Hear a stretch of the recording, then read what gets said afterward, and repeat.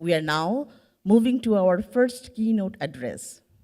Please join me in welcoming our country director, Ram Das, to share insight on today's overarching theme, Future of Development, the role of the private sector.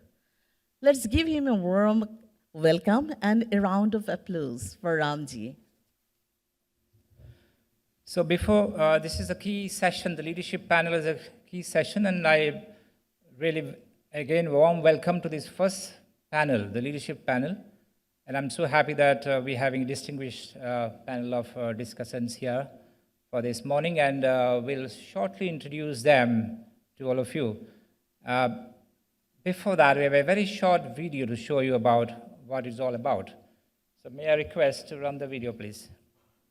Every progress starts with a single step towards the right direction.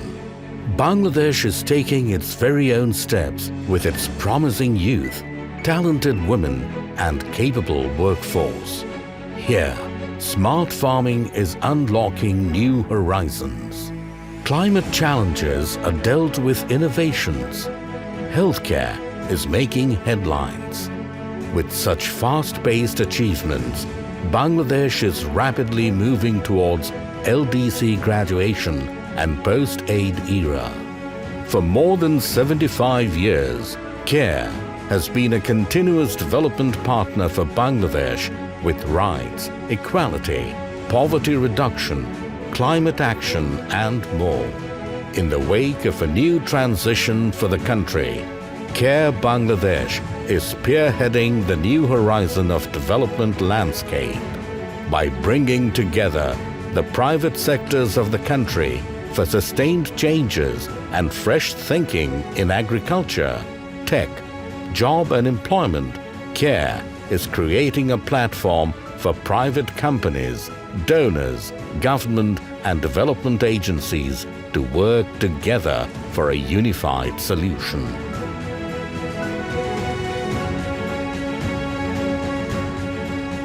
This is CARE's Next Frontier, a platform, a solution, an ecosystem where businesses can thrive and development can partner for growth, innovation, and sustainability.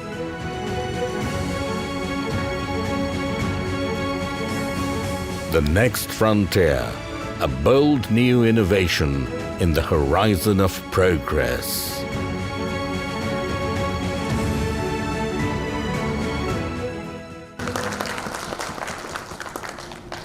Thank you very much. We'll start the keynote presentation today. Please bear with me, this might be a bit longer, 10 to 15 minutes. I'll try to keep it short because I know the Honorable Governor is also with us.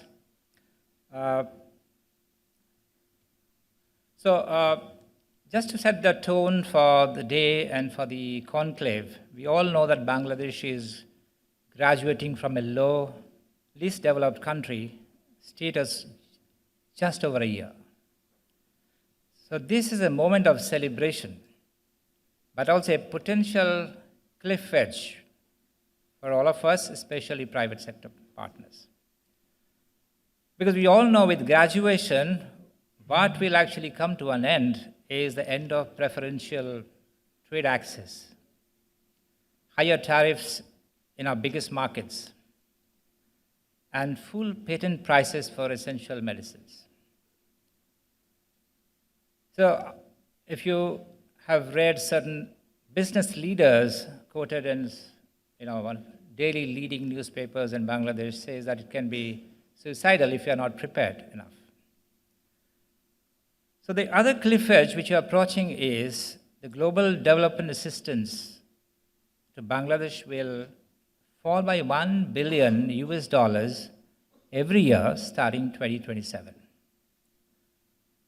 With higher costs, with a combination of less aid, it will stretch our resilience like never before. But this also presents us with an opportunity. The public and private sectors and the development agencies can turn this cliff edge, which I'm talking about, into a launch pad. a launchpad to secure new trade deals, enhancing competitiveness, investing in inclusive, sustainable growth to lead the next phase of Bangladesh's development. The question is not if, but how we can make this work with the private sector at the forefront. And that's exactly the basis why we are thinking about the next frontier. A bit of statistics to kind of support what I'm talking about. We're aware that the pipeline is running dry in terms of the overseas development assistance. Imagine a water tank which is feeding the village for years, and the pipeline has been filling the tank for years and years and years. The fields are getting irrigated. The health clinics are having power to run. The schools are running. But suddenly the pipeline is running dry. It's not the village that needs less water, but the water being diverted to other areas of need. In just 2 years, the flow to a tank will drop drastically. $1 billion less in development funds each year. So this is not a small leak or a very slow leak. It's a sudden drought.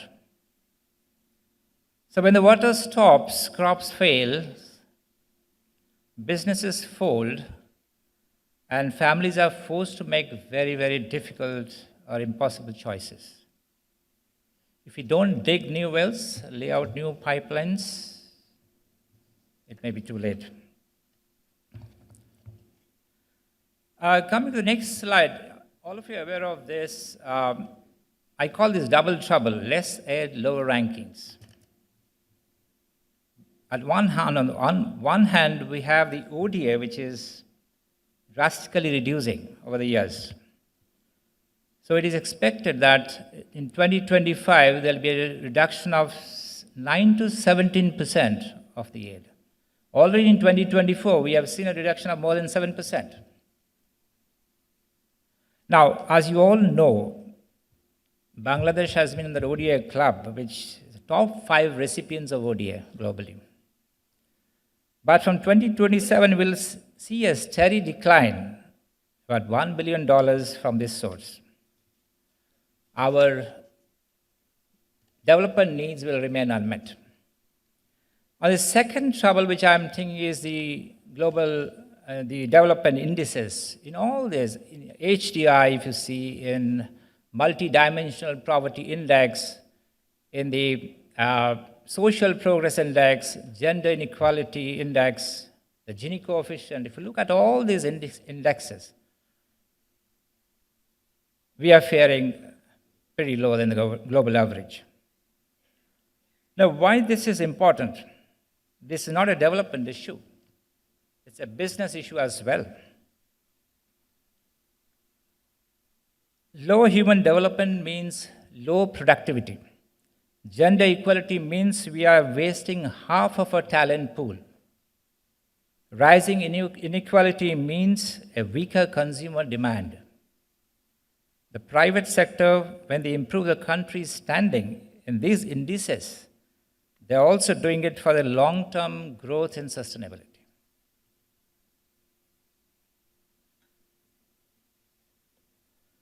So it's a quick comparison of how Bangladesh stands in these indices compared to its neighbors in the region.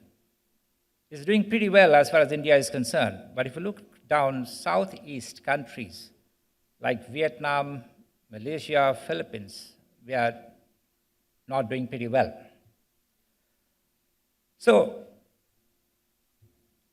as Bangladesh wants to graduate from the LDC, it is also competing to be an investor-friendly, global, competitive economy. Now, to be outpaced by its southeast neighbors is risk losing out on investments and market share and lagging on the value chain integration. Now, if you know, foreign investors or even the domestic businesses increasingly use these global rankings or indices as a proxy for political and economic stability, for workforce skills measurement, for educational readiness, for the well-being of the people, and measure the growth potential of the country. So these indices are very, very important. So the message is very simple. If Bangladesh is to lead, we must aim higher, investing in education, investing in skills, and inclusive growth at a pace that closes this gap with its southeastern peers. We must ask more of a private sector, that is you, not just to increase your competitiveness, but to make Bangladesh a truly global leader. Now, these are the 4 issues which we are grappling with at the moment. If you see, I call it the big 4. Lack of access to finance, food insecurity, youth unemployment, and climate change. I don't want to go through the slide with all the statistics, but I want to emphasize that tackling this big 4 will be a challenge for us in the coming days.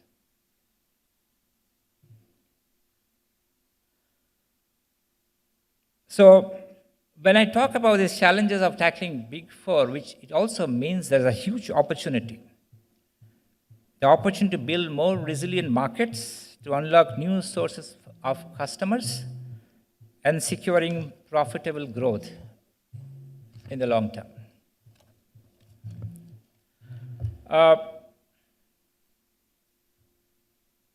We have been talking about CSR when we talk about private sector engagement. So inclusive sustainable financing is something which we are talking about. So the Honorable Governor is here, and I want to also recognize the generous policies of the Bangladesh Bank. The banking sector alone has spent around $500 million on CSR initiatives from 2020 to 2024. However, in the practice, the bulk of the CSR funds are disbursed or used for ad hoc donations to different entities or disaster relief funds. Can we use these as long-term investments which create business and social value? This is where inclusive sustainable finance comes in rather than CSR. So ISF is a change of mindset. Writing that one-off check, we're not going to do that writing a one-off check, but creating a holistic environment where we have different partner stakeholders combine their values. Global experience has shown that businesses that invest in sustainable financing have stronger brands, deeper customer relationships, and more sustainable long-term profitability. In Bangladesh, the question is how they align this responsibility with growth. Now, CSR is a charity, and I believe ISF is a strategy. Now, going further, on readiness, Bangladesh's readiness to kind of embrace this change. We are already a global powerhouse in R&D sector. But that's the beginning of this story. There's a lot of potential in ICT, logistics, digital finance, light engineering, renewable energy. There are the new growth engines of the country. Our young workforce, rapid digital uptake in the country, the dynamic entrepreneurial kind of a mindset or culture is helping Bangladesh compete with our neighbors.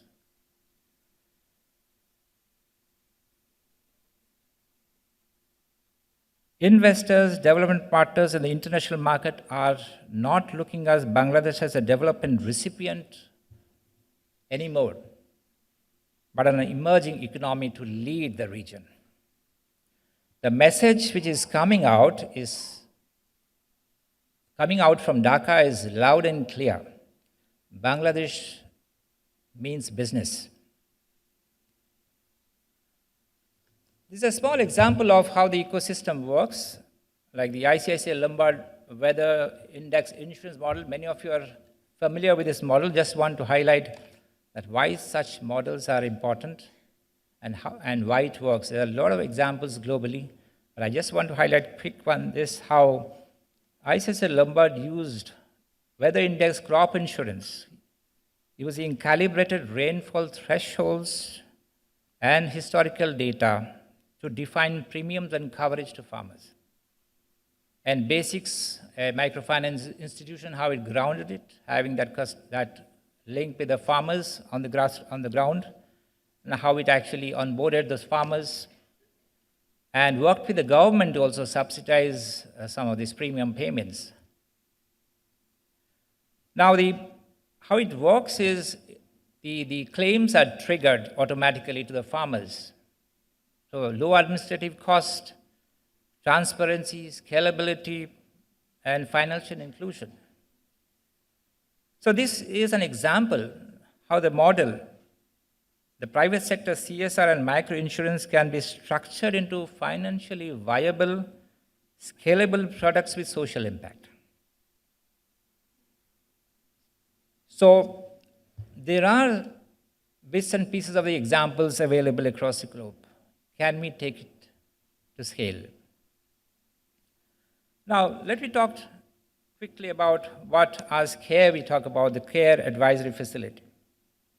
CARE's role is slowly changing, but not just an implementer. We're a trusted advisory partner to the private sector, to the government, and the development community.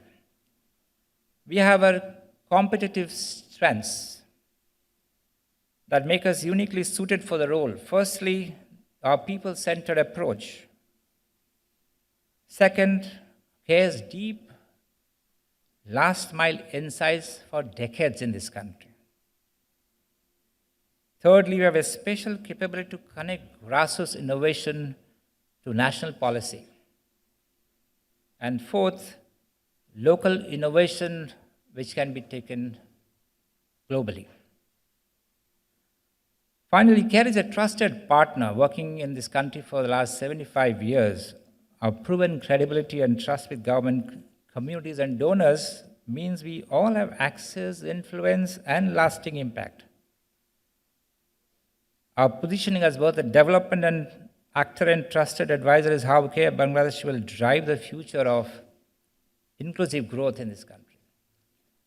And coming to my last slide, how we want to make this happen through a pictorial I want to explain. This is the ecosystem approach, the next frontier we are talking about. For corporates, we will be building inclusive supply chains, enhancing workforce development, promoting gender equity, creating new markets opportunities at the base of the pyramid, and strengthening ESG practices. These areas help companies meet global compliance requirements while also unlocking new consumer and supplier base. For the MSMEs and startups, we will incubate and scale ideas, build business strategies, improve access to finance, and connect small businesses to markets. Here, the CARE touches on three values, very important values. We are grounded in grassroots realities. We offer true north, ethical leadership in the new economy. And we connect small businesses to larger value chains. For government, CARE will be a facilitator, helping to build smarter policies, improving the ecosystem, and above all, leveraging our on-the-ground experience to act as a bridge between grassroots realities and decision-making. This is CARE's greatest asset. We create public policy that is grounded in experience and empowers competitiveness and growth. Now, bringing these three actors under one advisory umbrella. We ensure that solutions are connected, sustainable, and scalable. This is how CARE is no longer just an implementer, but an enabler, building public, private, and social value, where development, policy, and private sector growth intersect. While I want you to stay with this thought, I would like to end with just a few words. When conviction drives capital, when tradition guides technology, and when mission shapes markets, we don't just create growth, we create impact. That is how we rise together, not only as communities or nations, but as a world moving towards progress with purpose. Thank you very much for your patience. Thank you. We'll now transition into our panel discussion, and we'll continuing the conversation around future of development. I would like to request Ramji to introduce our panelist and moderator and call them to the stage. Thank you. Thank you, Seema. So time for the panel discussion, and I'm very, very honored, privileged to introduce our esteemed panel to all of you. And as I take the name, I would request you kindly to take the stage. First of all, please welcome Dr. Hassan H. Mansoor, Honorable Governor, Bangladesh Bank and former Executive Director of the Policy Research Institute of Bangladesh, with a distinguished career, including senior roles at the International Monetary Fund. He was instrumental in introducing value-add tax in Bangladesh in 1991. Dr. Hassan H. Mansoor.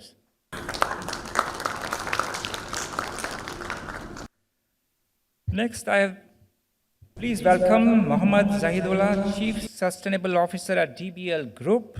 With over 17 years experience in social and environmental sustainability, corporate strategy and consulting, he drives the group's sustainability agenda across operations. The Chief Sustainability Officer of DBL Group, Mr. Mohammad Zahidullah.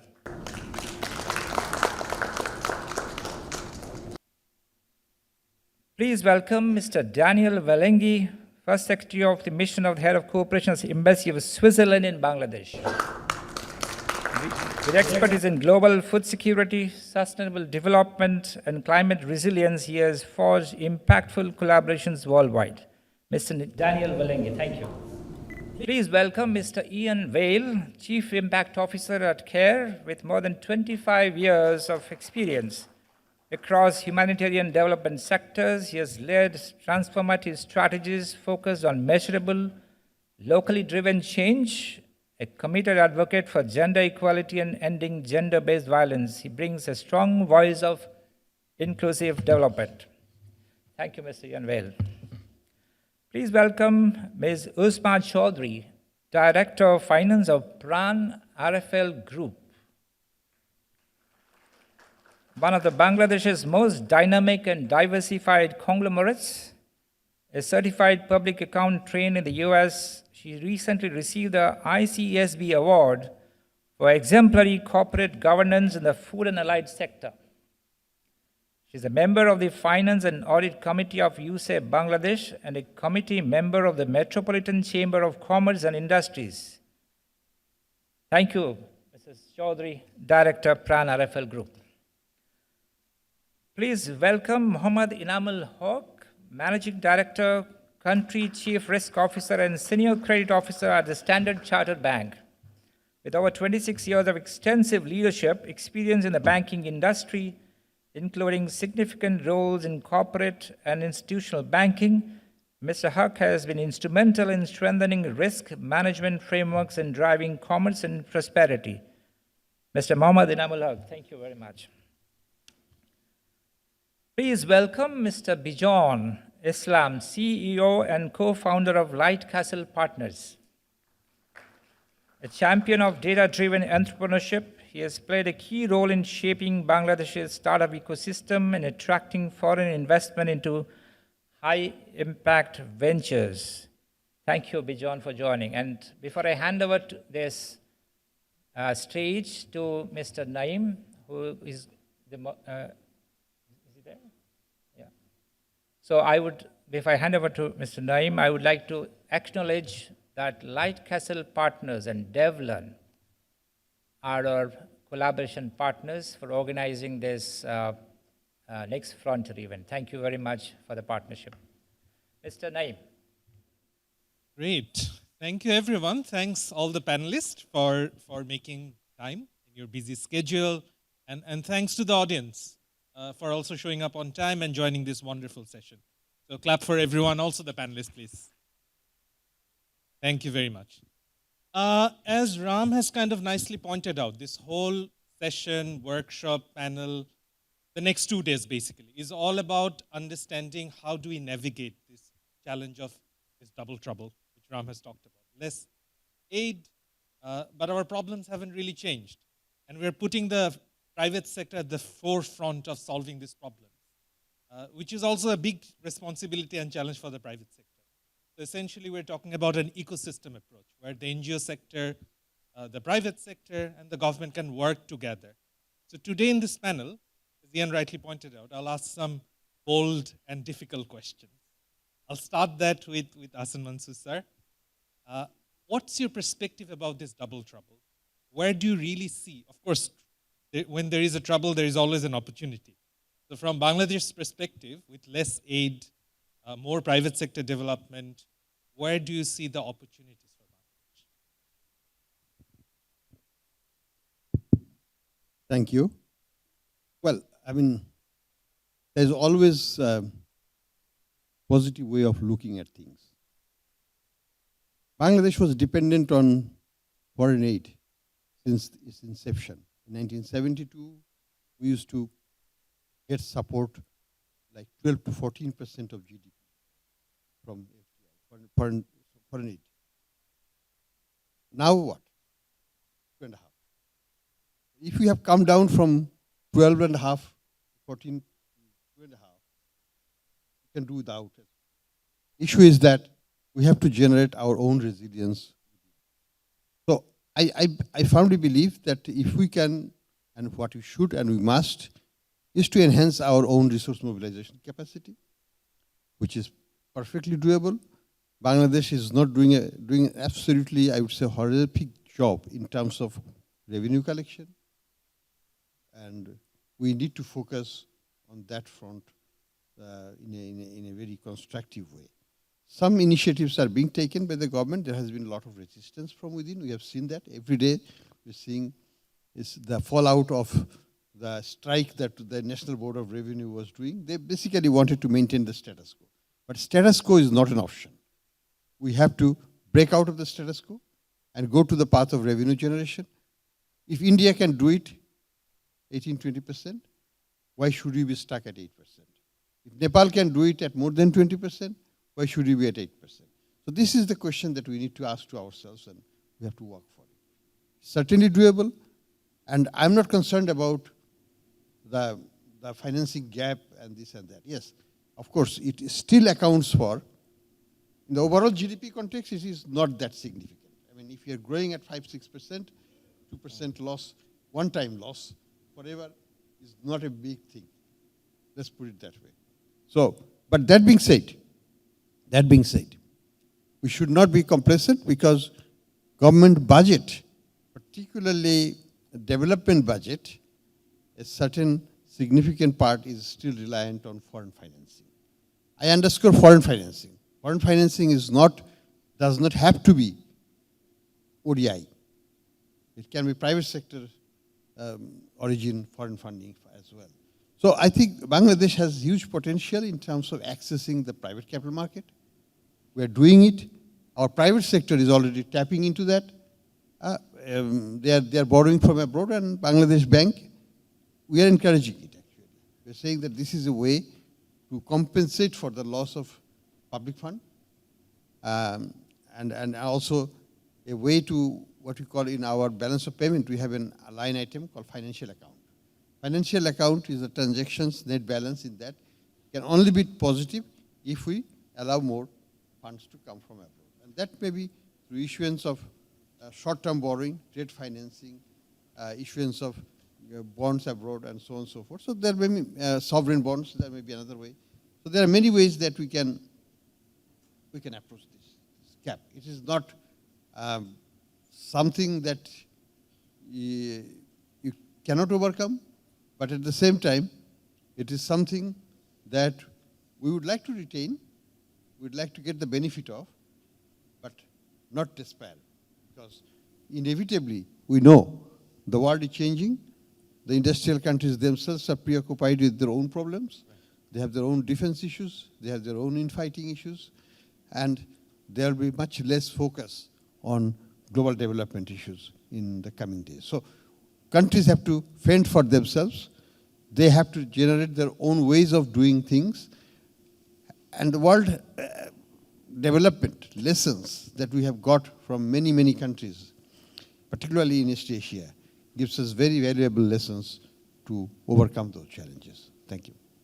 Thank you, Asaman sir.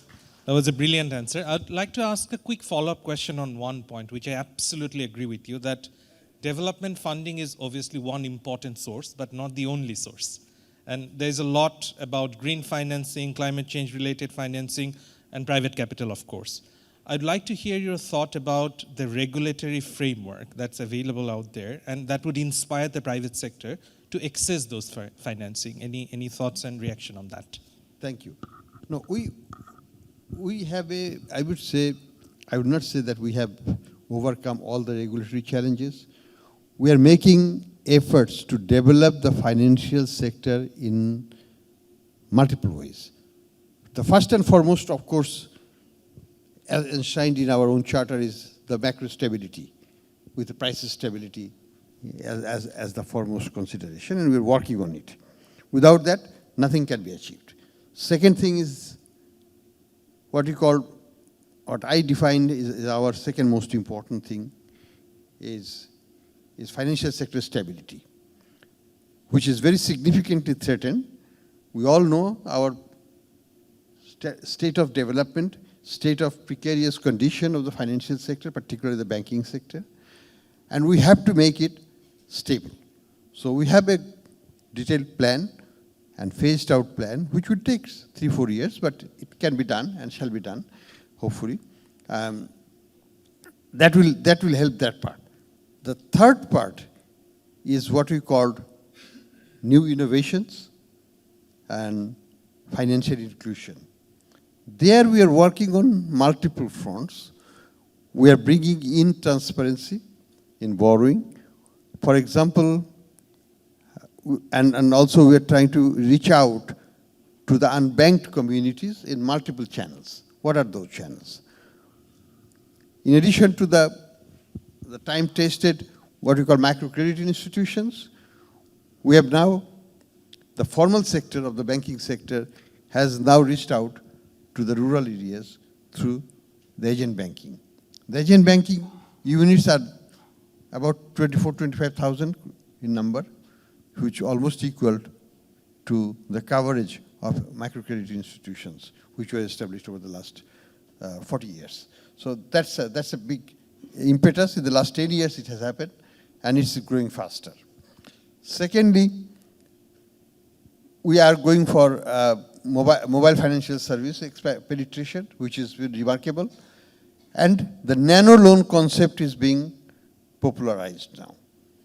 Now, every day, 4,000 nano loans are being granted, and several thousand crore has been already, the amount of loan has been granted without any physical contact or any application or anything. It's done through the mobile apps of bKash. So other institutions are also watching it. They are also going to go digital and nano approach to reach out to this unbanked community of small savers, small investors, SMEs, and so on and so forth. So that's another channel. We are also not forgetting about the other ways, like QR code. The QR code, we're trying to make it popular. It has not been successful in Bangladesh as yet, but we believe that we have to make our country much more cashless than what it is now. Unfortunately, even with our penetration of MFS, Mobile Financial Service, the use of cash is increasing every year. And there are reasons for it. One of the reasons is that we have not actually addressed the front end and the back end of the transaction process. That means if I'm earning income, I need to transfer from my income source to going to the bKash agent, I am using cash. So my cash dependence is there. On the other end, when the father, mother, or housewife is drawing the cash out of the system, he or she is also using cash. So we cannot, until we reach out to the last small sellers like shopkeepers, rickshawalas, panbiriwalas, and so on, we will not be able to stop the use of cash. So we have to use both back end and front end to make the chain complete. Once we can make the chain complete, then we will have real impact on the things. And the other element is the corruption in the economy, because cash promotes corruption, and also it is also the source of tax avoidance. So tax avoidance, the issue that you said about how to increase the 8% of GDP revenue mobilization, is one certain way is to making the economy cashless. So we are working on it. We are also working on how to reduce the smartphone cost to more affordable level, like 6,000-7,000 taka, making it monthly installments to make so that smartphones should be available to everybody. It's no longer a luxury or anything. It's a necessity, and you promote it. So we are approaching it that way. We hope that in the next 8 to 10 years, Bangladesh can be very significantly a cashless economy compared to today. So innovation, financial innovation will be very important. As part of that process, we are also going to give very shortly private, rating agencies, so that every individual in the country, be it a small creditor, be it a shopkeeper, be it a SME, will have a credit score. And that will ease up the lending process for our financial institutions and reach out to them based on one number. And that's what we're trying to develop also. So these are multiple effects, not only these, there are many other things that we have been looking at it, including participation of women in the financial activities. Like we have issued a circular, some banks may not like it, but the thing is that we said, agent bank is very rapidly expanding. If you want to expand it, 50% has to be women agents, not 100% male-dominated agents. So we are going to review that performance on that. We are also promoting school banking. We have instructed all the banks to adapt schools, visit the schools every quarter, educate them about financial literacy and banking, and open accounts for the school kids, and make them part of the financial sector community from before they join the labor force. So we are trying in multiple ways to close that gap, that unbanked community, that the people left out of the financial system, to reach out to them and make them part of the vibrant financial system. Thank you. Thank you so much. And thanks for kind of calling out this financial inclusion and innovation in that particular space, because all the examples that you have talked about, it needs private sector's engagement, introducing technology, AI-based credit scoring, and all other factors that needs to be introduced. Thank you so much for that. My next question is to you, Daniel. Obviously, with all these presentations, you have been hearing that development aid is decreasing, there's importance for private sector investment. Switzerland has been a key partner for Bangladesh for many years, and from many different fronts, not just from aid perspective, but from investment perspective, from trade perspective, and often development is a combination of aid, trade, investment. So what I'd like to, I guess my question for you and for the audience would like to hear is that going forward in the next 5 years, how do you see the Switzerland government's kind of strategy looking into supporting Bangladesh? What are the key 3 things that the private sector would like to learn from you? Well, thank you very much for the invitation, and then and also very proud to be here and to address this audience. And thank you very much for all this, all the good words from the national level. So well, first of all, I would say I'm not the head of cooperation in Bangladesh, but regional advisor on private sector support. And what I can say is, of course, I'm representing the Embassy of Switzerland, SDC, the Swiss Agency for Development. I know we have been very active, especially in the private sector support and also market system development in Bangladesh. I'm relatively new here since 1 month, but since 40 years, I would say, working in the sector, we were always looking at a very, very successful project, especially in the value chain and the market system approach from Bangladesh. That means I'm very proud to be here now and then also to work on this topic. Yes, development aid is reduced, and then unfortunately, maybe you know that Switzerland decided to withdraw its bilateral program from Bangladesh. But this does not mean that the embassy will close, the embassy will stay there, and then also the private sector support will remain. I'm personally convinced that this is the way forward, among the way forward. I'm coming from Switzerland, and then in Switzerland, the SME, it's maybe 70% of the entire economy is SME. So we have big companies which are also present here, but these are actually not very, makes not the most important part of the economy. So we know that it's very important to have a regulatory framework which is really enabling the SMEs to work, to get finance, and then also to implement their business plan. You need to be simple. The regulatory framework has to be simple. But we know also from our experiences in other projects that the funding of the SMEs is complicated. And then at the smaller the ticket size, the higher the risk, the higher the cost for the lending.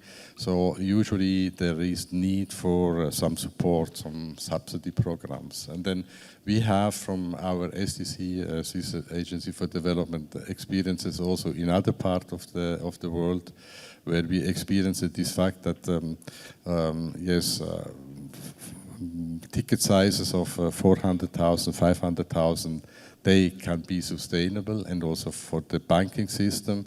But when you go lower, and then the lower means really the last mile, they do not need so high capital, and usually they are excluded from the financial market. So very welcome that the system or the national system will allow also these SMEs, the small SMEs, to have access to the financial market. And this is actually the most important thing. In my experiences,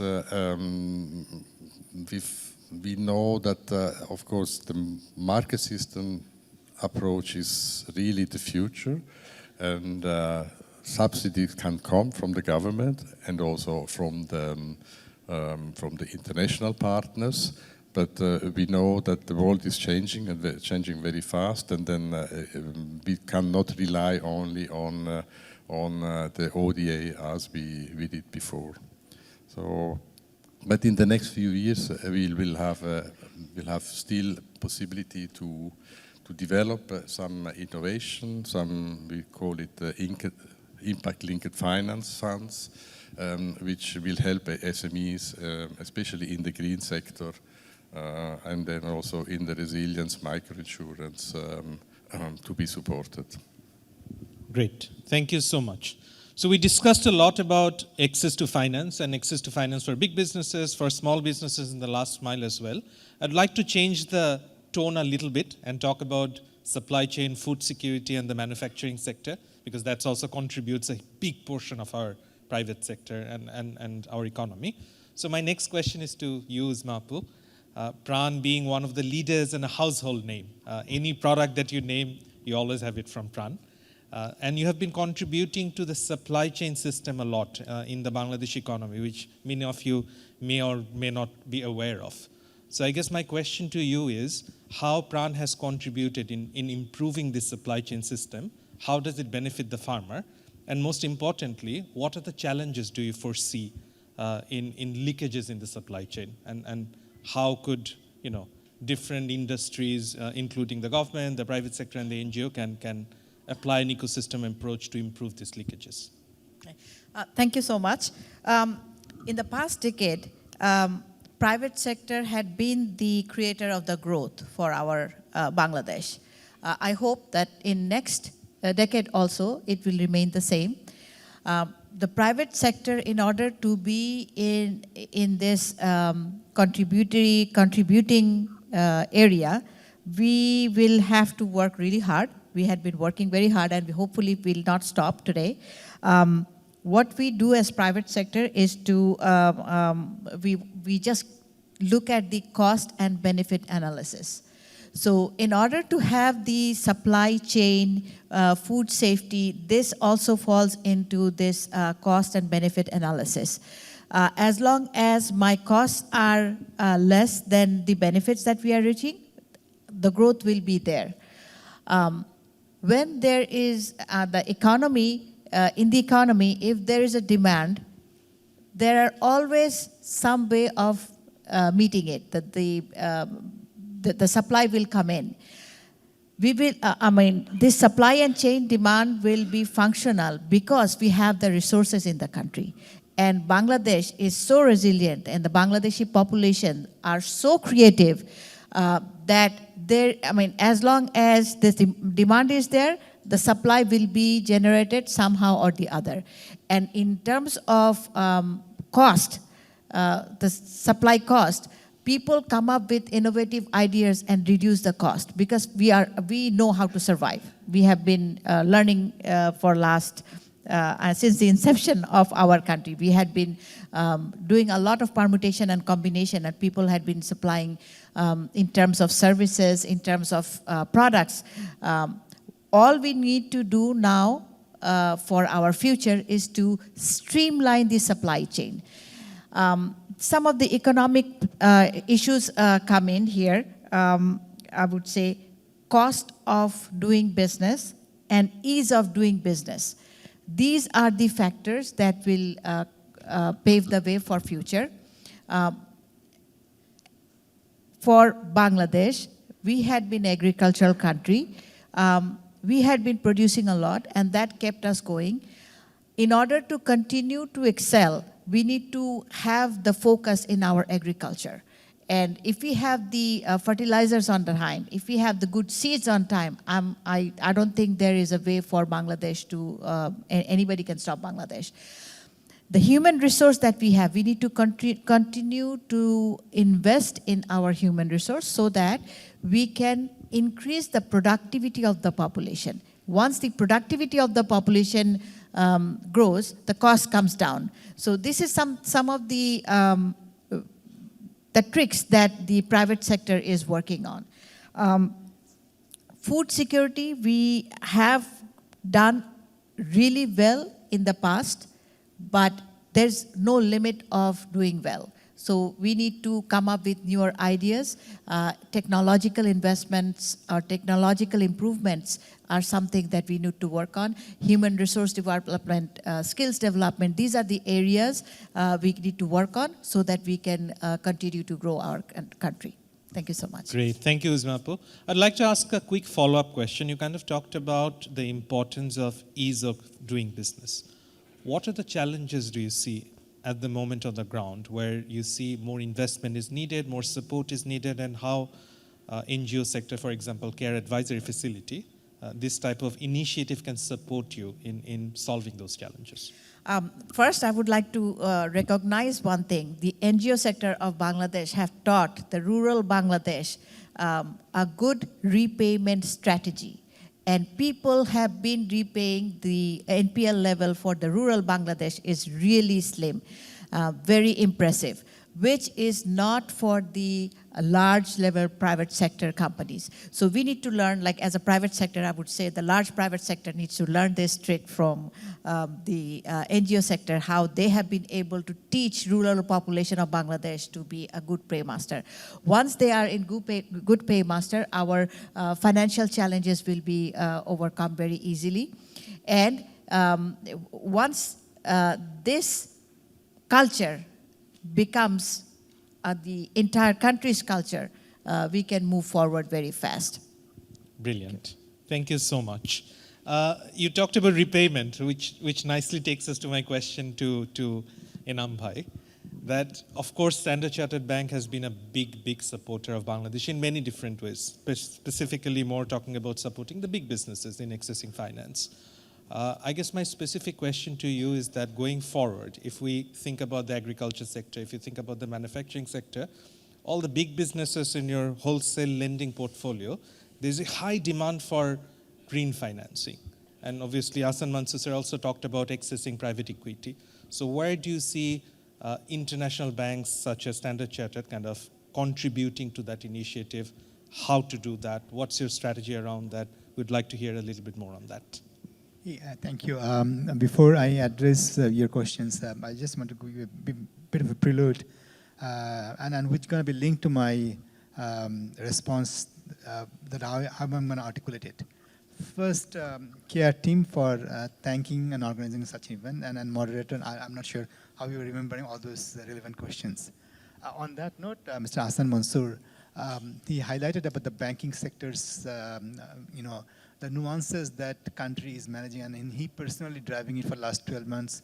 Who knows better than us, being a part of the banking sector and chief risk officer.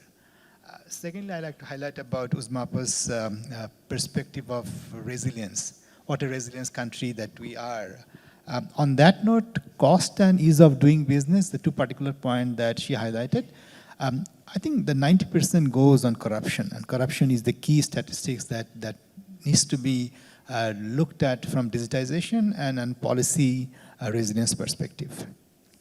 You talk about an NPL loan, Uzmapa mentioned about the NGOs. The NGOs recovery probably 97-98%. And today's newspaper articulates that banking sector's NPL is 45%, which is unbelievable and probably is not the end. I'm not sure that how governor is handling on day in and day out basis, but that's the challenge that he has. So on that note, when you look at Standard Chartered Bank's NPL, probably is below 2.5%, and that more to do with perceived loan impairment versus an actual impairment, because we take a lot of provisioning from the market forecast perspective. On that note, when Standard Chartered Bank being present for 120 years, we are part and parcel of the economy, and when we embed ourselves in sustainable finance sort of perspective, is on our DNA. It's not that for sustainable finance drive perspective, we're doing something else. Our core objective is to be net zero by 2050 and $300 billion acceleration of fund globally for Standard Chartered Bank for green and sustainable financing, where we have already coped up $130 billion.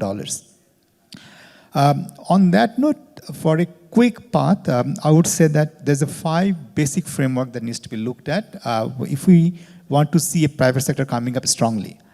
One is the regulatory framework, financial innovations, risk mitigations, capacity building, and transparent reporting. So if you talk about, I'm not going to go elaborate further, even though my notes are a bit bigger. If you look at from the perspective of regulatory framework, look at Nepal. Nepal, 5 years back, EV, 0. Today, 76%. You talk about Indonesia, 84%. So it's nothing to do with just the financial sector, but holistically, we need to see a policy framework that how we should drive that. And that's where it's going to be more often brings to green and financial innovation perspective. Green bond, Standard Chartered Bank was the frontier in terms of 2 green bonds, but we're not being able to see it in scalability of that. And why we're not seeing the scalability of that? Because we did the Sajda Foundation and the Pran one, the very first one in 2021, because the secondary market access. We have to have an enablement of secondary market access so that investors can sell that proposition to the market when they need the funding. On that note, there could be a proposition of, when you see the remittance flow of the country, the blue collar people, the blue collar job holders send the money in the country, but not the white collar ones, zero. The white collar people, we might have a funding proposition where we see the fiscal incentives. Fiscal incentive wise, they might feel diaspora green bond and innovation and perspective wise investment tools, and they can get some incentive in their respective location for investing in the green initiative. Credit enhancement is an absolutely crucial. Where credit enhancement, not just a perspective of additional loan facilities, I would recommend from the perspective of the skill set improvement and monitoring devices. So you can talk about project implementations and you can have a post-fact analysis, but that's not going to bring the result because it's all, whatever is done. But if you have an ongoing review of any projects, that would be probably an area to look at from the enhancement, the credit enhancement perspective. ESG, climate risk, it goes without saying further onto that. Stakeholder collaboration is also very crucial. You talk about a DFI loans or a pension funds and an insurer's interest on these areas, probably an easier access. And lastly, I'd like to highlight about the carbon market. So if you look at garments and textile industries, the carbon footprint that, whatever the positive that we are driving, I have, as extensively from the corporate business as well as now in the risk functionality, have extensive investment, engagement with the promoters. They get a zero benefit where all the benefits are taken by the buyers. So how, as an producer, you get a benefit of it, that needs to be something looked at holistically. As a country, the biggest export segment, we should work on that. So these are the broadly 5-6 categories that I can highlight at this point of time. Brilliant, thank you so much. I do have one quick follow-up question about the carbon market, now that you mentioned. That really requires a holistic approach. You need not just investment at the company or the private sector level, but you also need the carbon market to work well, you need the impact assessment to be done well, you need the accreditators to function well. There's so much ecosystem actors that need to function at the same time for that to access that market. What's in your experience in Bangladesh so far to our readiness to access that market? The challenge is a twofold. One is our readiness, and number two, ongoing assessment. So I think the international bodies will look forward to see the trading in terms of minimizing the pollution factors. And Bangladesh remains forefront in terms of the in the flood-prone zone and the low emission zone. So it's absolutely a crucially multi-stakeholders engagement could be very crucial. We do get multiple knocks as at the forefront of the international banks to frame these out. To frame these out is very important, where multilateral agencies are guiding us significantly. I think we are very much there in terms of framing it out, but as a country's engagement is necessary to grasp it rather than giving away whatever the benefit you're going to have. Garments and textile, there was a lot of debacle that we went through Trump tariff for last 4.5 months, and then successfully government has managed to remain at par with the other agencies. I see it's an opportunity. I see an opportunity like, the India is now coming to our door to ensure, even and exporting through us, to have their market. We should not play at a low sort of pricing level. We should grasp it where our readiness is there, and that includes carbon trading. Brilliant. Thank you so much. And that nicely takes us to a question for you, Zaid. We're talking about opportunities in the garment sector, and this sector has been one of the driving force of our growth, creating employment. How do we prepare ourselves, though, for the future with these opportunities that are coming forward, but at the same time, automation and mechanization is the future. We're also working at a low-value marketplace. How do we reach a high-value marketplace? And all that leads to skilled human resource and workforce. So my question to you is that, we all know workforce development is a key place to work on. In your experience, what really worked in that space? What type of initiative really worked in workforce development? Because this is such a big topic, starting from education sector to workforce development by within the factory, outside the factory, such a big topic. In your experience, what really worked in workforce development? Thank you. So if I say, when we are talking about the future, actually, when you look back 20 years back, that time also there was a future which we are talking about. So every time we are talking about future. From our experience, if I go to say from DBL's experience, like today what we are talking about, automation, AI and other things, actually they were existing in the past also. And within DBL, we have had those technologies already working. Say, for example, for the spinning mill, what we have over there. So there is a high definition camera, which from the blow room, when the cotton fiber moves to the other processes, so within milliseconds, it's able to point out the defects, the contamination, and sort it out.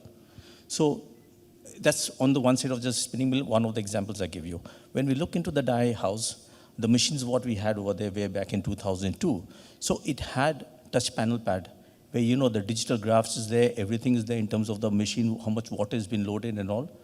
And there were workers who were working on it. And believe me, these workers never had the opportunity to sit on a computer, to work on a computer. So without working on a computer, they totally come and work on a touchpad and production is happening. Why it's happened? It's because, Bangladeshi workers are very good learners, very fast learners, very quick learners. This is very, very good positive thing about people. And human beings, as by nature, they have been endowed with adaptability. So no matter whatever happens, whatever will come, people will go on to adopt it. So in our case, what we have seen is that, these things have been there in the past. And yes, now what it has become that it's going on a mass level. So previously it was about who can afford. That was the thing. But now it's coming for everyone. So now the question is that, if you look into the present industry of the IMG, textiles, already there are about, say, 100 companies who are coping with all these digital technologies and all. Like even COVID has enhanced the speed. For example, today, we are doing digital sampling and all. That from here, we just submit the digital sample and it goes and all. So a lot of technology embracement has already happened. Now, these 100 companies or 200 companies, this does not the mass what it reflects. So what we need here is a very collective action. So in this collective action, of course, BGME is playing a role, all the associations, they have innovations and all, they're doing their job. Now, industry also has adopted. Most important thing is that, it's about how access to finance is available for the mass organization. Big organizations do not have any problems. If you have money, banks are ready to give you money more. That's how it moves, So international finance is also available. The thing is that how finance can come in for the greater companies, the SMEs and the MSMEs, So that is what we need to look into it. In terms of skills, what we have seen is that, we are going forward one step. In the sense, way back about 7-8 years back, we had a plan to set up TVET within the local community because that's the best way. So we visited a couple of TVETs, and what we found that, the TVETs, they are having outdated machineries on which students are getting learned. And the teachers who are teaching them, they are also teaching already outgone technologies and so on. So then, we came out of this thing, setting up a TVET, and rather we started promoting IBT, what is Industry-Based Training Center.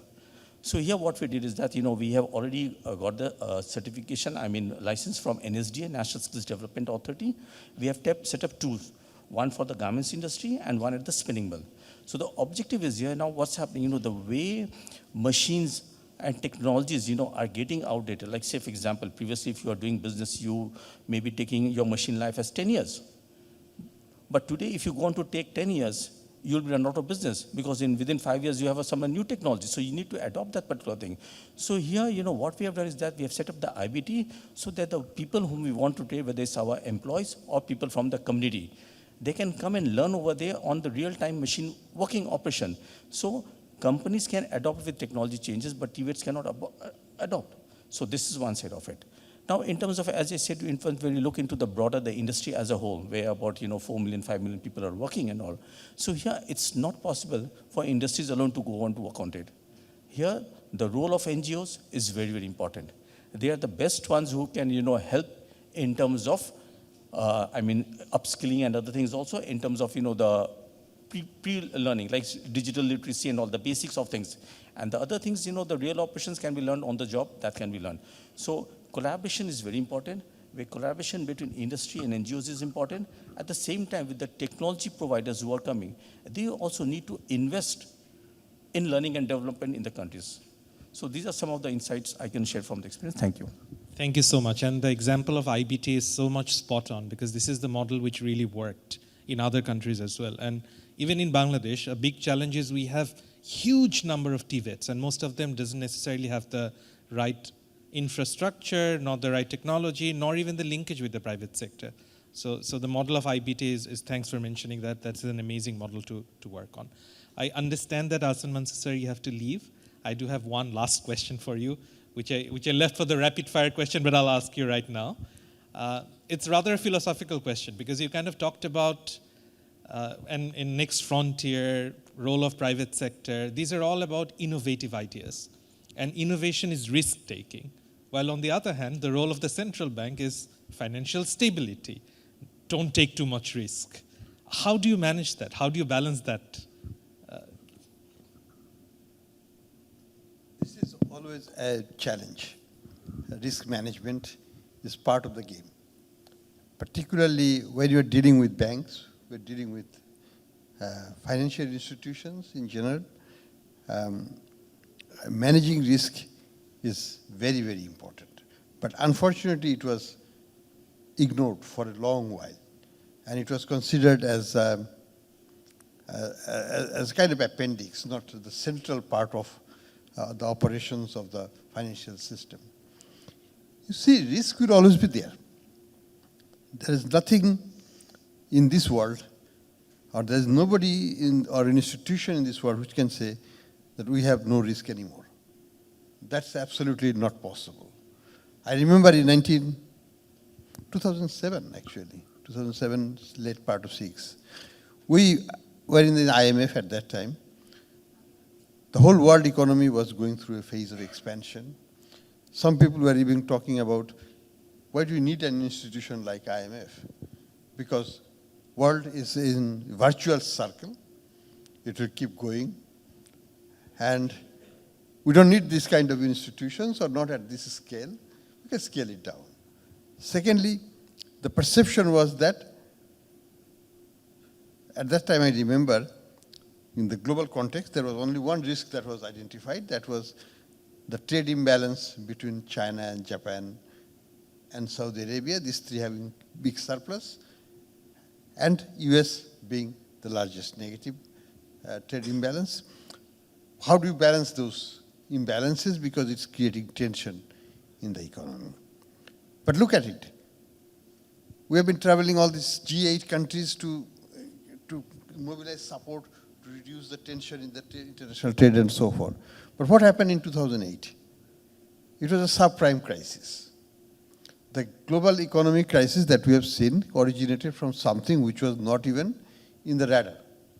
So risk is something that cannot be foreseen ahead of time. Risk is something that you have to be prepared for it.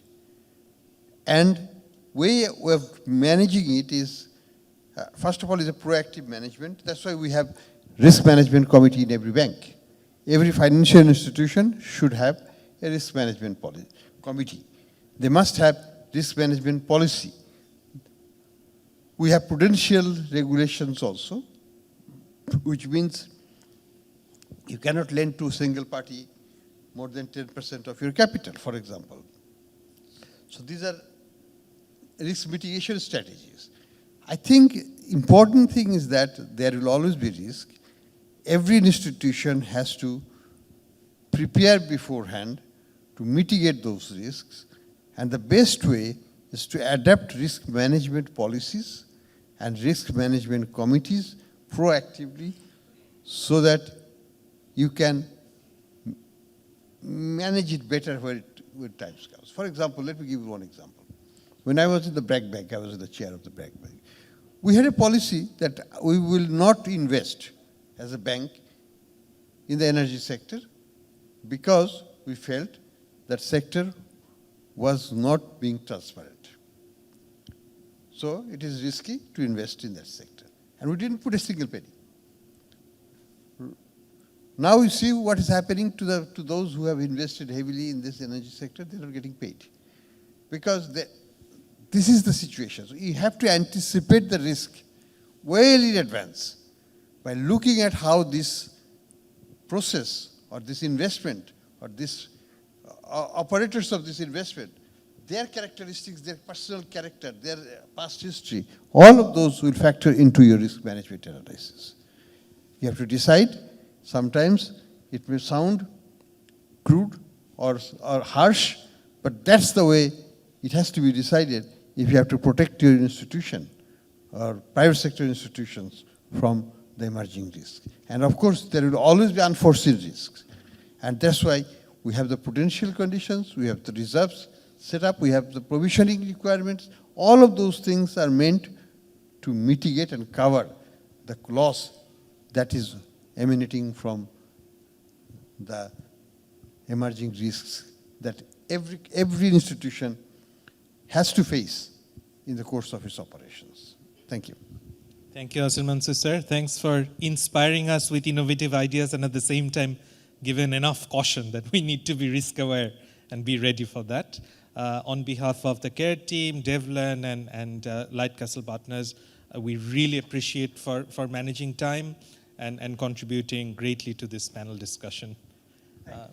Ram, do you want to have any last? I will request all the panelists to remain seated. Sir, please stay on the stage. Please stay on the stage for a while. And I would like to request Mr. Ramesh Singh to come and to give you a token of appreciation, a special book. Thank you. Thank you for your presence. Thanks again, distinguished Governor, for your presence. Great. Next question is for Jan. First of all, welcome to Bangladesh. Thank you. My question is about global experiences, and you kind of spoken to CARE's experience of working with the private sector in other countries. Even in Bangladesh, CARE Bangladesh has worked a lot with different private sector actors at different form. And now that we're introducing this more strategic way of working, which is this CARE advisory facility, what I'd like to hear from you is some global experiences of applying this ecosystem approach and CARE's engagement in a more strategic way with the private sector so that we have a bit better understanding that how it will evolve in Bangladesh. Thank you very much, and thank you for the question. Perhaps I'll just start by sharing some thoughts about what we're trying to achieve. I think we're in the business of change, largely speaking. Change is a constant and it will happen, but we're very much interested in accelerating that change, particularly at the social and local level. We also have to bear in mind that a lot of change feels like it's accelerating, whether it's technology, as we've heard, the impact of climate change. Social change is happening rapidly as well as a result. And a lot of the problems that we see, we also understand them as complex problems. No one solution will solve them, and no one actor will solve them too. So it's very important that we understand the value of each of the sectors that we are working in. Many years ago, I had someone very clearly explain for me, the value that we have to see in government and their role and purpose, the value and purpose of the corporate private sector, and then our sector. Sometimes it's been referred to even as the third sector, or the not-for-profit sector. However we label it, we have to understand that there are these three sectors. All of them have unique value to add, and all are trying to achieve something slightly different. And that's okay. But it's that sweet spot in the middle of that sort of Venn diagram, if you wish, where we'll really have the impact and create the change we want to see. So this is, for me, the perspective we need to come to this. The aid sector, NGOs, not-for-profit organizations must see themselves as not separate to, but an important part of that ecosystem, and understand what we can contribute in partnership with the others. And to be fair, as you say, we've always done this. We've never worked in isolation from government. We've always been enabled by their presence, their authority to operate. We've often worked within their systems. But I think the key part of it is we've always recognized the community, the not-for-profit sector, and the government as an enabling authority for our work and a critical partner. But the private sector, we've sort of been a little bit ad hoc in our approach to. Engaged if the donor has said so perhaps, or if we've seen it, we're trying to work in an agricultural value chain, it's sort of unavoidable, or we're trying to improve financial inclusion. You cannot do that without the private sector. But I think we've come to it a little uncomfortably. Not quite sure. We don't seem to have the right language. We may have different sort of principles or priorities. And I think what we're seeing increasingly is we've had to overcome that. We've had to say, no, we have to lean in to that space. We have to make sure our language is aligned, understanding how we are actually trying to achieve often similar things, but coming from a different direction. And so really embrace the whole ecosystem, recognizing all the actors, and then thinking about our role, particularly as an organization such as CARE, what value we can play. And I don't think it's too hard to think through an INGO or an NGO. We've always been rooted in the community. So we're bringing contextual knowledge. We're bringing high levels of acceptance and understanding of the community level, even down to the household and individual interests. The private sector's often brought efficiency, innovation, capital. The government's brought its expertise in governance, in regulation, and providing the overall architecture with which we always work. So if we recognize that we all have an important equal role to play, then we're coming to the problem in a different mind. We're not thinking about what we can do, what we can solve with some donor money. We're thinking about what we can achieve together through collaboration and partnership. So I think that's, and recognizing really the systemic nature of the problems and the complexity. I just visited a very good example of this. We're looking at the banana supply chain. There's a lot of food loss and waste in that supply chain, up to 15 to 20% post-harvest loss. It's where CARE has enabled and brokered a relationship with a private sector company to address that, engaging government at the local level as well. And I think for me that's a much more sustainable proposition. Too often we've been caught in the project cycle trap. We get the ODA, the assistance, we work with our local partners. What happens when the project ends? Our solutions are much more sustainable if we're engaging a market-based proposition with a private sector actor and government as well. And then everyone's engaged in the longer-term solution. We can see this particularly in the garment industry in Bangladesh, where we've had a focus on worker well-being, gender equality, and thinking longer-term about how we increase the welfare, but also the skills of the workers, and again working with the private sector. And we've seen it in many other sectors globally as well. So I think that from a strategic perspective, our advisory facility, the intention is to be very much clear about the mutual goals we're trying to achieve. These are complex problems. If you want to increase human capital, you want to increase the livelihoods at the household level, you want to increase the skills of the workplace. The IBF, the training facility example is a great example. We look to government to solve that. Well, that's going to be quite hard for them to keep pace with the technology. We need it to be government sector, private sector, and the not-for-profit sector as recognized. Thank you. So being clear about the goals we want to achieve, our mutual value, and understanding ultimately, I think we've got to be very clear about how we measure success. We've got something globally called the CARE Impact Partners Initiative, where we're actively working with global value chains, and we're recognizing that there's a slight shift. Increasingly, the private sector is saying, we have to see the value of our work and support with you, and we have to measure it. And we know there's new global initiatives out there as well, particularly from the European Union, where it's critical that companies in global supply chains are being asked to prove that they're having the sustainable impact they're saying. So we have a role in the measurement of the change and the impact we're looking to achieve as well. So it's really in that spirit of partnership, clear intent, and a clear mutual recognition that we're all really trying to achieve the same thing, and we all have something different to bring to it. Thank you. Great, thank you. Last question to you, last but not the least, Bijon Bhai. You're running a management consulting company. It's all about data, evidence, information. In your experience of working with government, the private sector, and other market actors, how much people really make decisions based on data? How do you channel that data and information into something meaningful? Thank you, Naeem. I think it brings me back. When I started the company almost a decade back, we started something that we wanted to work with big data, right? But I think our understanding of the data analytics has evolved over the years. We understand that a lot of the times, a lot of the businesses that were out there were often first-generation businesses, and they started these businesses from grounds up. So they had a lot of ground-level feel because they have done that from like scratch, right? And I think they took a lot of decisions based on intuition as well, right? And I think while that has happened, I think what has happened is now we have seen a lot of second and third generations taking up leadership roles in these businesses, right?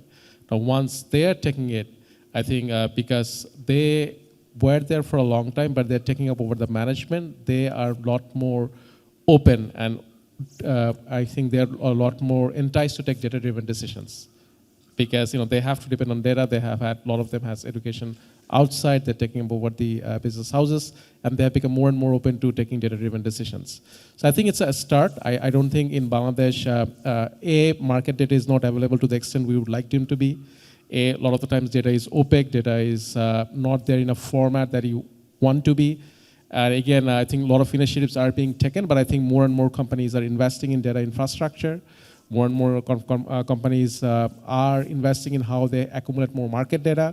More and more companies are also making market data more open. Where, for example, at Light Castle, we have opened up a lot of data on the startup ecosystem that is being openly available for everyone. I think as data become more open, as data become more transparent, as data become more reliable, we will see more and more data-driven decisions taking place, right? While we think that you can always trust your intuition, right? At the end of the day, trust the data, and that will give you the most viable market outcome. Thank you. Great. Thank you, Bijan Bhai.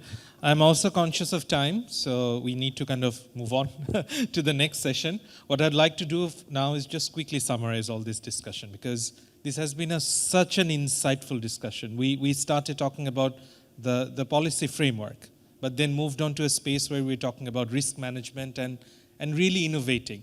We talked about financial inclusion and how that's a most important thing to focus on, starting from bigger businesses to improving supply chain, to small businesses accessing finance.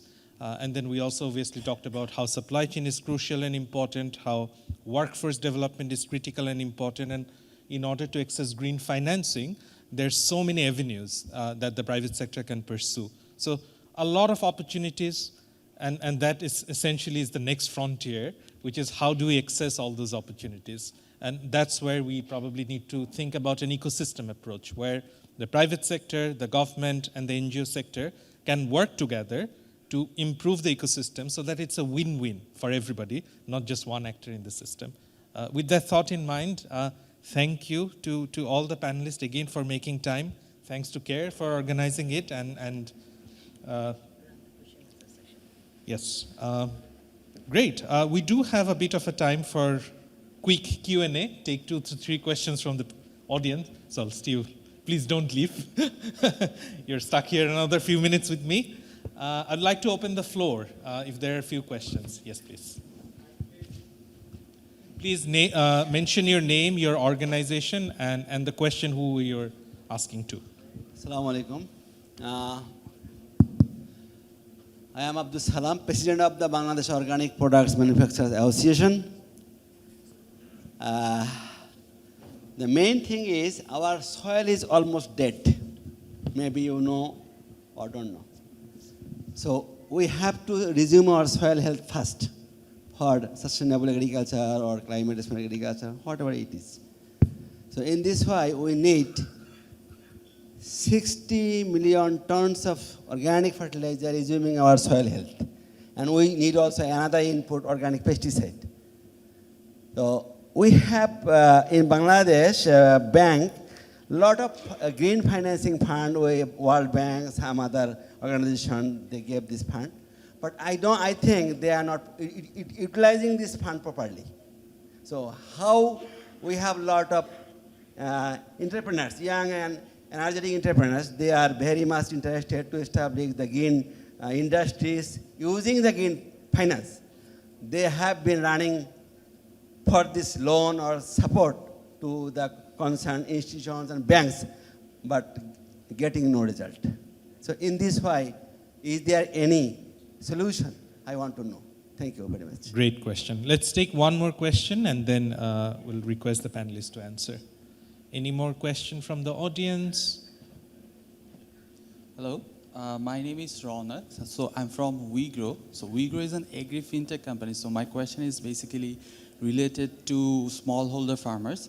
So from your perspective, which bankable model holds the strongest potential to, for the sustainability connect for the smallholder farmers for both financials and the markets? Is it like the insurance backed up by the aggregators, and is it feasible, or any other model that is feasible in the market? Thank you. Great, thank you. A lot of access to finance related questions, so I'll obviously request Enam Bhai to address to those questions, both of them in a sense. Let me grasp the questions from the non-investing perspective. So what you have mentioned in terms of organic, the availability of funds perspective, there are multiple of such funds that there at the central bank. But it's a lot more to do with framing the requirements and ensuring credit quality. So when a bank approaches regulators, the central banks, to avail such funds, those funds are provided with a certain conditions and objectives. So that's why probably I mentioned in my presentation at the discussion perspective that the right set of expertise is absent in the market in terms of when asking for a project or qualifying for a project and at the same time of monitoring. I think the total fund contribution is about $180 million at this point of time, especially JICA and European funds, and which can easily be accessed through that objective, where banks need to reach out to central banks with those policy frameworks. I don't have categorically details understanding of each and every fund's total availability at this point of time, and that's the central bank's to response. But banks are ready in terms of supporting those requirements, but frameworks has to be handy. The second question was more to do with aggregator or non-aggregator, am I right? There's nothing called that funds are available or not available. It's a policy framework. As a bank, we have embedded that in our mind. And trust me, it's going to be double in 5 years or double in 10 years or zero growth. That's a bigger question mark. And funds are abundant. And international, lenders are waiting for the right projects. So as soon as the policy framework-wise and monitoring-wise, we can ensure right return and with the risk adverse guidelines, it can easily be doable and no requirement of aggregators. Enam Bhai, I'd like to add something on top of that. You kind of focused on the policy framework and the finances available. What I'd like to also add to that is there's a lot of market preparation by the businesses themselves to access those particular funds. And often that, clearly, there is a mismatch between... Yeah. Thank you. I guess the simple summary is this conversation, this engagement is the reality of today, where you'll find businesses, opportunities, who there is a readiness there, there's an opportunity there, and then on the financial side, you also see access to finance available. But clearly, there is a mismatch. So how do we mitigate this mismatch? There are so many, 10 different steps and operational things that needs to be figured out. And this is where I guess initiative like Care Advisory Facility can step in and mitigate this mismatch to a great extent. Maybe one more question, and then we're really running out of time, so we need to wrap up. Yes. Hello, everyone. My name is Mustafizur Rahman. I work with a research and business innovation hub called Abangs. My quick question, given the complementary purpose between for-profit and non-profit, and in a shrinking funding landscape as ODA is on the verge of declining, so where do you see the scope, win-win scope more in order for non-profit to have a sustainable business model where they can have direct support from private sector or for-profit? Because we say that for-profit knows how to generate revenues in a sustainable way, and non-profit has the human-centric element. And how to leverage these two big forces so that they can solve problem? Excellent question. I'll probably request Uzmapu to answer that. Can you ask the question again? Sure. I guess the summary of the question is there are a lot of actors in Bangladesh who are for the non-profit sector, essentially a lot of local NGOs or youth organizations. With a shrinking fund, how would they reach out to the private sector? How would the private sector be able to leverage those not-for-profit organizations into your benefit and kind of have a collaborative approach with those not-for-profit organizations? What are the opportunities? Okay. It's a matter of matching. If the private sector has a demand and somebody, whoever it is, can fulfill the demand at the desired cost, then there is always a matching and the deal can go through. The only thing is, when we are looking, as a private sector, when we are looking for a supplier, we do not care whether it's an NGO or a private sector or a proprietor or whoever it is. As long as we can see that the person or the organization has the capability, definitely we are interested to take the goods or services from the organization and absorb it in our business. So it's a matter of matching, it's a matter of discussion, it's a matter of opening up the dialogue. If in the past, if we had not been working with, the private sector were not working with any of the NGO sectors, definitely there is an opportunity as long as the demand gets supplied. Great answer. And that's a nice summary to conclude this leadership panel, because there is always an opportunity and there are always many actors. We need to discuss and figure out the supply and demand gap. How do we match that? And Care Advisory Facility is exactly there to do that, to do this facilitation, to make sure that everybody's incentive is aligned in a way that it's a win-win. Thank you so much. And thanks again, and thanks to all the panelists. I'd request you all to sit because there's a bit of a ceremonial thing where we would give you gifts. I'll hand over to the MC, please. Thank you, Simapu. Thank you very much, moderator, and all the panelists for such an enriching discussion, and especially when they are actually discussing that how business can play a catalytic role in driving sustainable growth and innovation. This is really amazing. Now I'd like to request Mr. Ramji to deliver a note of thanks to the distinguished panelists. Thank you, Seema. I think we have come to the end of a very interesting session, which actually sets the tone for the rest of the day and for tomorrow as well. We're deeply grateful the Honorable Governor was here and shared his insights. We thank you, our other guests here, Daniel Valengi, thank you very much for sharing your thoughts. Mr. Muhammad Inamul Haq from the Standard Chartered Bank, thank you, sir. Muhammad Zahidullah from the DBL Group, thank you, sir, for being with us. Ms. Uzma Chaudhry, Prana Rifle Group, thank you, ma'am. Mr. Ian Vale, Chief Impact Officer, CARE, US, thank you, sir. And Bijon Islam, CEO, Light Castle Partners. Thank you, Bijon, for being there. Last but not the least, I would like to thank my friend and our long-term care partner, Naeem Kashim, Managing Partner and Founder of Devlan,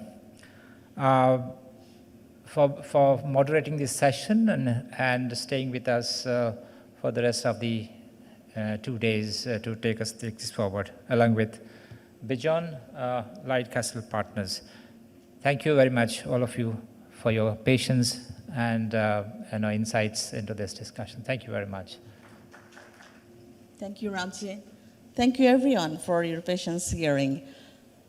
Let's put together your hand and give a big applause for all the panelists.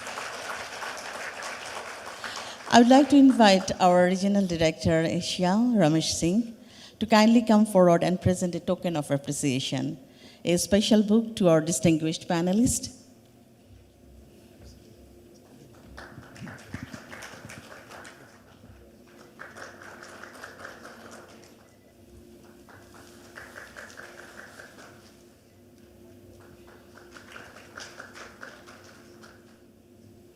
I would kindly request all the panelists and our regional director to stay in the stage to have a group photo. Please remain stay. Mr. Ramji, can I request to come over and to have a group photo, please, with them?